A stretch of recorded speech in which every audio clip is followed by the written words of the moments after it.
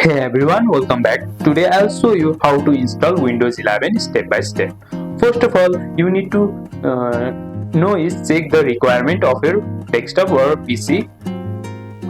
We'll go to the File Explorer and check here in this PC. You need to have like TPM 2.0, secure boot and at least 4 GB of RAM and 64 GB of storage. Now step 2 is to download the Windows 11. Go to the Microsoft official website. Go to the Microsoft official website, then and download the Windows 11.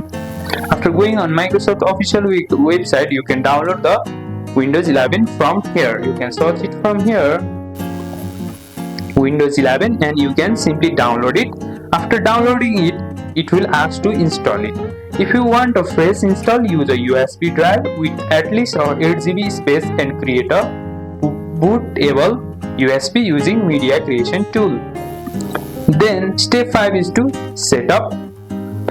You can simply set up your hard drive partition and let Windows install. Once done, follow the setup wizard to create an account and personalize your PC. And that's it. Now you have the Windows 11 installed on your computer. If this helped, make sure to like and subscribe and follow for more quick tips, and I'll see you in the next one.